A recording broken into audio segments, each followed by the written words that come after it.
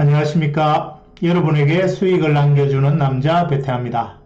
오늘은 폭락장에서 탈출하는 기법에 대해서 여러분에게 공유를 해드리겠습니다. 이 기법을 잘 숙지를 하시면 우리가 위기에 처했을 때 한번 이렇게 큰 도움을 받을 수 있을 겁니다. 자, 지금부터 한번 시작해 보겠습니다. 이 기법을 언제 활용을 할 수 있느냐? 첫 번째는 우리가 어떤 경우에서든 손절을 못했을 때가 한 번씩 있습니다. 이유는 MIT를 딱 걸거나 스탑로스를 이렇게 손절을 하지 않고 일정 가격이 무너지면 손절해야지 하고 이렇게 대기하고 있다가 급락을 맞아버리면 그 급락을 맞았을 때 우물쭈물 하다가 손절을 놓치는 경우가 있을 수 있습니다. 그런 경우에 당황하지 마시고 이 기법을 활용을 하시면 위기를 탈출할 수 있습니다. 그 기법에 대해서 자세히 설명을 드릴게요. 두 번째는 이제 포지션이 없을 때 반발 매수를 기대하고 이 폭락장에서 매수를 할 수 있는 유일한 기법입니다. 그래서 어떻게 매수를 하고 어디에서 청산하는지를 지금부터 차트를 통해서 설명을 드리겠습니다. 나스닥 종목으로 실제 사례를 가지고 여러분에게 설명을 드릴게요. 지금 이렇게 나스닥 지수가 행보를 이렇게 오랜 시간을 했습니다. 하다가 상승인 줄 알고 여기에서 매수를 했다고 가정을 해볼게요. 매수를 하고 다시 행보 중에 갑자기 이렇게 음봉을 맞습니다. 하나, 둘, 셋, 넷, 다섯, 6개의 음봉을 맞았죠. 그죠? 자, 이랬을 때 일정 가격, 예를 들어 이 가격을 이탈하면 손절하겠다. 이런 매매가 가장 바람직한 매매죠. 그죠? 이 손절을 못하고 이 급락을 맞았다. 그랬을 때 이제 어디에서 그러면 손절을 하거나 어디에서 빠져나와야 되는지를 우리가 알아야 됩니다. 이렇게 급락이 들어올 때는 이유가 있겠죠. 뭐 어떤 뉴스가 나왔다든지 아니면 투매가 나오든지 그죠? 손절매가 쏟아지든지 하여튼 매도세가 지금 완전히 장악을 하고 있는 거 아닙니까? 여기에서 그러면 늦게라도 이제 무조건 손절을 해버릴 거냐 아니면 이제 못하고 우물쭈물 할 때는 어떻게 해야 되느냐 그 이야기를 지금부터 한번 풀어보겠습니다. 자, 이렇게 급락을 하던 봉이 그 다음 봉을 한번 볼게요. 더 내려가죠. 계속 내려갈 때는 끝까지 기다려야 됩니다. 자, 이제 드디어 첫 양봉이 나왔습니다. 맞습니까? 이렇게 급락을 하던 지수가 첫 양봉이 나올 때는 이제부터 주목을 한번 해보세요. 이 양봉이 이 매도세의 급한 흐름을 막아주는 첫 번째 양봉이거든요. 이 첫 양봉이 나올 때 우리는 이제 판단을 하는 겁니다. 어느 정도 이때가 이제 시장이 진정이 될 때거든요. 이 뉴스 때문이라면 이 뉴스가 어떤 의미가 있지 또는 투매가 쏟아졌다면 투매가 이제 멈추는 시점이 되는 거죠. 그래서 여기에서 이제 우리가 탈출하는 기법을 보면 어떻게 해야 되느냐. 자, 잘 보셔야 됩니다. 이 양봉의 첫 양봉의 저점이 어떤 경우든 이탈되면 안 됩니다. 다시 말하면 내가 지금 이 양봉의 저점이 무너지면 여기서는 어떤 일이 있어도 무조건 손절을 해야 돼요. 무조건 손절을 해야 됩니다. 자, 그러면 이 양봉이 첫 번째 양봉이 나오면 어떻게 하느냐. 내가 여기서 한 계약이 진입이 돼서 물렸다 그러면 여기에는 유일하게 이제 우리가 말하는 소위 물타기 있죠. 물타기를 할 수 있는 유일한 길이거든요. 이 양봉이 나왔을 때 이 양봉의 몸통값에서 두 계약을 진입을 합니다. 두 계약을 진입을 하고 이 저점이 이탈되면 이유 없이 무조건 손절해야 된다. 꼭 기억을 하셔야 돼요. 아시겠죠? 무조건. 그리고 매수는 이 계약의 딱 2배를 이어야 됩니다. 2배. 자, 또는 3배도 가능하지만 2배만 넣고 매매를 해볼게요. 그 다음에 봉의 모습을 보겠습니다. 저점을 겨우 지켜주죠. 그죠? 여기에서 그 다음 봉에서 진입을 하는 겁니다. 첫 양봉이 나오고 진입하는 게 아니고 두 번째 봉에서 양봉이 나온 그 다음 봉에서 진입을 합니다. 진입을 하는데 진입 가격은 요 양봉의 몸통값 또는 몸통값 아래에서 진입을 하려고 노력을 하셔야 돼요. 다음 봉을 보겠습니다. 다시 양봉이 나오죠. 그죠? 또 양봉이 나옵니다. 그러면 이제 여기에서는 이제 고민을 해야 되죠. 이제 탈출을 해야 될 거 아닙니까?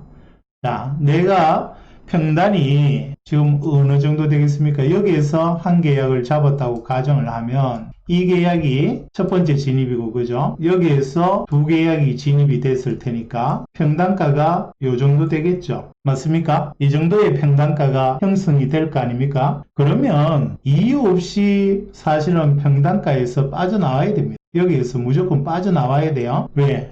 이거는 위기 탈출의 기법이지 여러분이 여기서 욕심을 내서는 안 돼요. 그래서 여기서 빠져나와야 되는데, 자, 그래도 나는 욕심을 좀 내고 싶다 그러면 반드시 MIT를 걸고 쫓아가야 됩니다. 이 가격에서 MIT를 걸고 위를 쫓아가는데, 통상적으로는 어디에서 청산하는 게 가장 좋으냐 하면 이 첫 번째 급락 가격 있죠? 첫 번째 음봉. 첫 번째 음봉과 마지막 저점 있죠?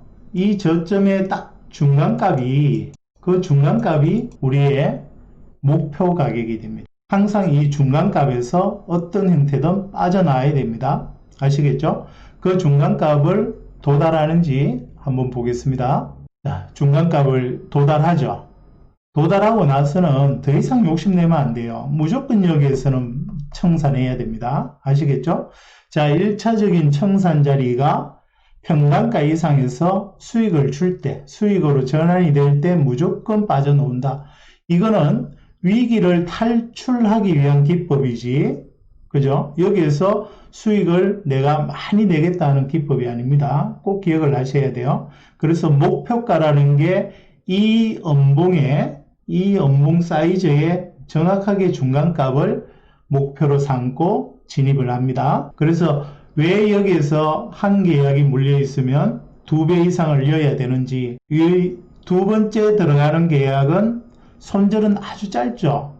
그죠? 손절은 짧고 이 저점이 무너질 때는 이유 없이 앞에 거하고 몽땅 다 손절을 반드시 해야 됩니다. 그걸 꼭 지켜주셔야 돼요. 왜냐하면 얘는 패턴이 이런 거거든요. 이렇게 저점을 내려올 때 반등을 하면 반등하는 지수는 재차 이 저점을 깨고 내려올 수 있습니다. 맞습니까? 그러면 어떤 경우든 여기가 손절 가격이 돼야 돼요. 안 그리고 이 급락을 맞았을 때는 너무나 큰 데미지를 입게 됩니다. 그런데 대부분의 해외 선물을 하다 보면 이런 저점이 놓을 때는 이 반등이 생각보다는 상당히 큰 경우가 많습니다. 그렇기 때문에 꼭 끌고 가더라도 MIT를 꼭 걸어라 하는 이야기를 여기서 하는 겁니다. 그러면 이 사례만 갖고 어떻게 이걸 믿을 수 있느냐? 계속해서 사례를 한번 볼게요. 이런 사례는 비일비재하게 일어납니다. 거의 뭐 이틀에 한 번꼴, 3일에 한 번꼴로 나타난다고 보셔도 돼요. 이렇게 급락을 하지 않습니까? 급락을 한다는 것은 봉이 적어도 5개 이상입니다. 음봉이 5개 이상이고 여기에서 첫 양봉이 나왔죠. 그죠? 첫 양봉이 나오고 진입은 이 음봉에서 하죠. 진입은 이 음봉에서 하고 손절은 이 양봉의 끝자리가 손절이 됩니다. 끝자리가 손절이 되고 이 하프 값이 우리의 목표 가격이 된다 그랬습니다.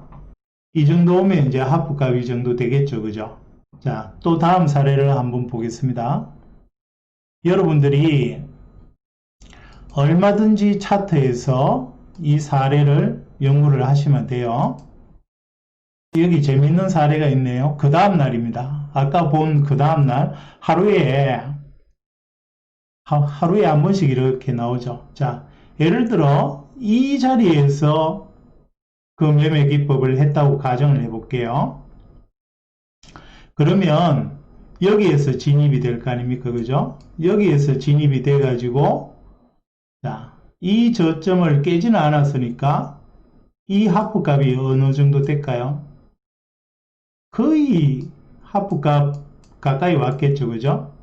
손절은 이 이상 올라갈 때는 MIT를 걸고 쫓아가든지 그렇게 되겠죠. 여기에서 빠져나올 수 아마 있을 겁니다.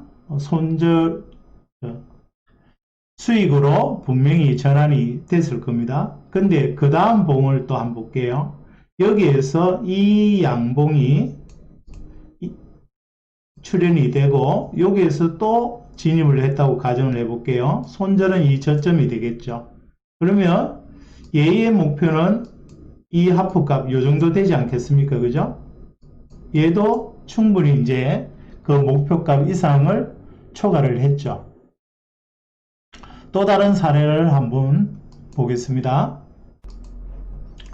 이 급락이 나오고, 그죠? 첫 양봉이 나오고, 두 번째 봉에서 우리가 진입을 합니다. 진입을 하고, 목표는 이 중간값이 되겠죠? 요 정도 되겠네요. 그죠? 자, 이렇게 진입이 됐을 때, 목표를 달성할 수 있느냐? 이 저점을 이탈하지 않는 한 대부분은 이런 경우에 8, 90%는 위기를 탈출할 수 있습니다.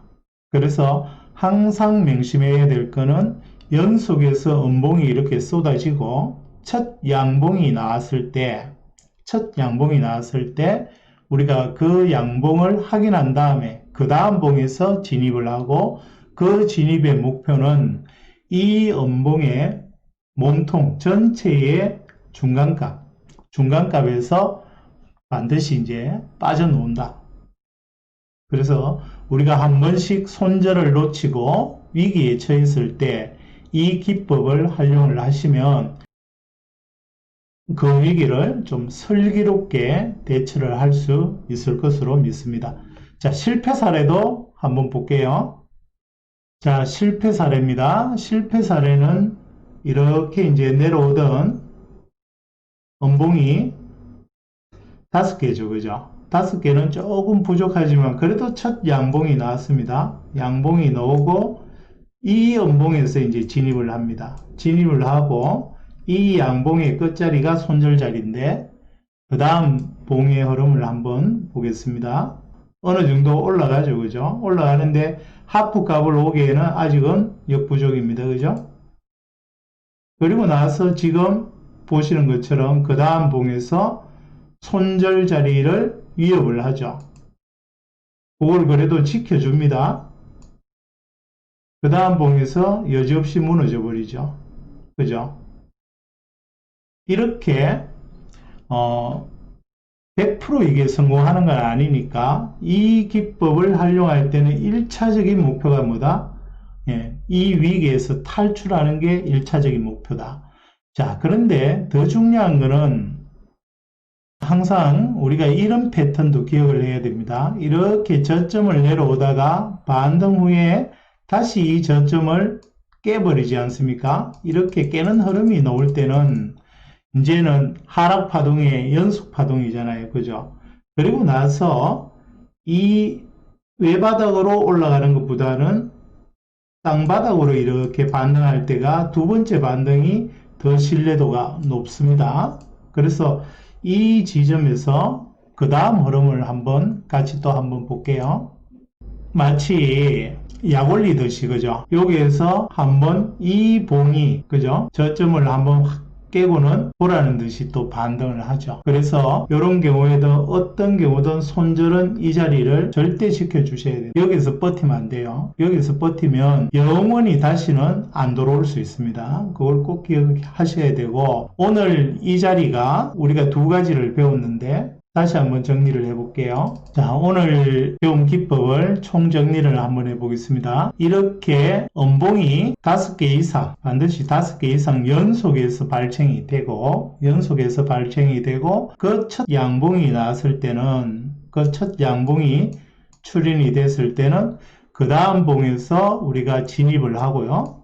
그 다음 봉에서 진입을 하고, 손절 가격은 이 양봉의 저점이 어떤 경우든 손절 라인이 됩니다. 반드시 지켜야 되는 손절 라인이 되고, 목표 가격은 이 음봉의 하프값입니다. 하프값을 목표로 하고, 그 이상을 보는 거는 이제 욕심이다 이거죠. 이런 부분은 반드시 MIT를 걸고 쫓아가야 된다.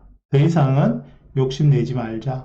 그래서 이 기법은 이제 우리가 손절을 놓쳤을 때, 손절을 놓치고 이렇게 급락을 맞았을 때 위기를 탈출하는 기법이고, 무포인 사람은 이 폭락장에서 이 음봉도 연속해서 음봉이 쏟아질 때 매수를 할 수 있는 매수 기법이거든요. 그래서 여기에서 진입을 해서 추구하는 목표 가격은 요만큼 하프값이고, 손절은 요 저점이 된다는 걸 꼭 명심을 하시고, 매수든 위기 탈출이든 여러분이 이 기법을 활용해서 수익을 추구하시는데 조금이라도 도움이 되었으면 좋겠습니다.